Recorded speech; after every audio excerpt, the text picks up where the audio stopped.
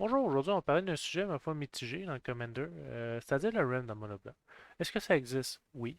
Est-ce que c'est bon? Pas vraiment. Et ça coûte cher. On voit certaines options que ça offre. Magic prend tant 3-4 ans à sortir un set, fait qu'ils peuvent pas vraiment savoir si leur tentative de ramp a fonctionné. On voit quelques essais comme le Pegasus qui est 3, tu vas sortir un 2-1 qui fout rien à part peut-être ramper, puis il faut qu'il quitte le battlefield. Non, peut-être un ETB ça aurait été correct, mais non, je trouve que ça fonctionne pas. On a vu le petit hack, il faut que le gars ait pas de bloqueur, qu'il ait plus de laine que toi, tu te le retournes dans les mains. Ça commence vraiment à coûter cher. Oui, ça peut être un ramping grow sur le stick, mais honnêtement, quelqu'un à un moment donné va avoir un bloqueur, puis tu vas juste pas pouvoir le faire. De toute façon, on va aller voir les bad ramps. Mais malheureusement, c'est le seul ramp que tu peux vraiment faire dans le mono blanc. On parle de ramp de basic land. Fait on va s'assurer, on va prétendre que ta mana base est à peu près d'être à 30 land. On parle de 30 basic land, puis à peu près 7-8 non-basic. On a des affaires comme la Watchtower, qui est quand même correct. Ça permet de scry, puis si c'est un land, ben, good to go. Tu le mets sur le battlefield.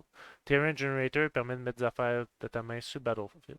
Donc, on la regarde. Mais Walking en classe aussi, on regarde des affaires comme euh, l'Entax, qui fonctionne très bien avec ça. C'est sûr, l'Entax n'est pas donné, mais malheureusement, c'est un mal nécessaire. Si tu veux jouer mono blanc, c'est quasiment obligé que l'Entax soit dans son deck. Ça file tes draps, puis ça te permet de diffuse. Bubble commence à être plus populaire cet temps-ci.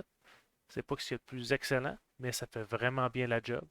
J'appelle ça du bad ramp parce que c'est un investissement à deux temps. C'est pas tout le temps du ramp. On a aussi le Skyland d'un Snow. Avant, c'était l'année coûtait 3 piastres, il est rendu à 17. C'est pas ce qu'il y a de mieux. Mais en plus, il faut t'acheter tous des Snow Basic. Mais au moins, c'est correct.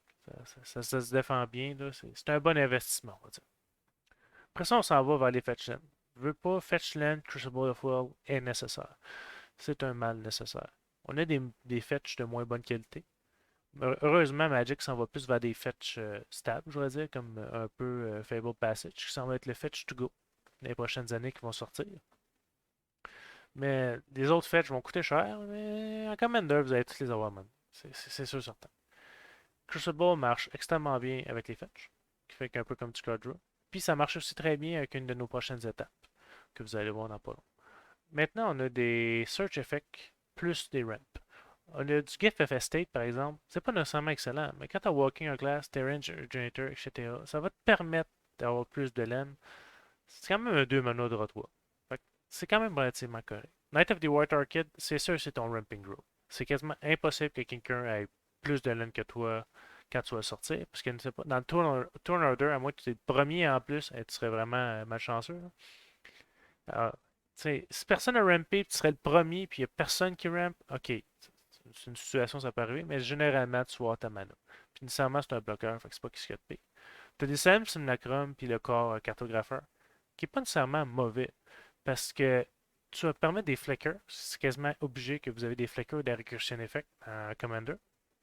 Nous, dans les prochaines étapes, vous allez voir. Puis ça synergise relativement bien. En plus, c'est un bloqueur. C'est comme un Witness, ça coûte un de plus, mais c'est un bloqueur. Maintenant, on voit Magic aller plus d'affaires comme Keeper of the Accord, qui est personnellement une des cartes que je préfère le plus dans le mono blanc depuis un certain moment. C'est pas overpower, puis c'est juste correct.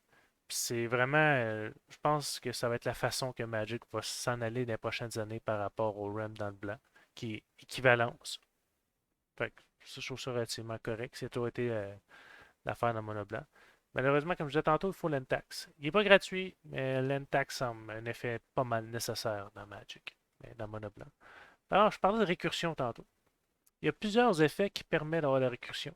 Tu craques ton fetchland, qui synergise avec Crucible en plus. Ton fetchland est dans Battlefield, dans le Graveyard. Fait que tu peux retourner avec un autre effet. Puis il y a des créatures comme Sahem Simulacrum ou Corps Cartographeur. Ils bloquent, ils meurent. Ben, il va dans le Graveyard. Tu craques un fetchland. Tu payes 2, back, tu ramènes ton fetchland, tu ramènes ton corps cartographeur. C'est pas que c'est mieux, mais t'es dans mono blanc. Malheureusement, c'est la seule façon que tu puisses vraiment faire. Tu sais, c'est sûr que ton Sun Titan, tu vas pas ramener un fetch land. Tu vas pas ramener un land. Mais des fois, on sait jamais. C'est sûr certain qu'il va y avoir une créature plus utile, on s'entend. Il y a certains effets comme Second Sunrise et Fate Reward. T'es pas nécessairement un fetch land, mais ça marche extrêmement bien. Toute la récursion peut marcher à ton deck en général. Fait que ça provient des ret effects, ça te donne un peu de value. Dans le pire des cas, tu ramp. Fait que c'est comme, je trouve ça relativement correct. En conclusion, ça coûte cher. Vous voyez le prix à l'écran, c'est US en plus. Fait que, ça coûte extrêmement cher pour pouvoir faire du mono white ramp ou être correct à ton ramp. C'est sûr que si tu pognes la version moins chère, c'est-à-dire juste les cartes nécessaires, ça coûte à peu près 80$. Ça va pas être excellent, mais ça va sûrement être suffisant dans ton deck en général. Fait que sur ce, je vous souhaite une bonne journée. Au revoir.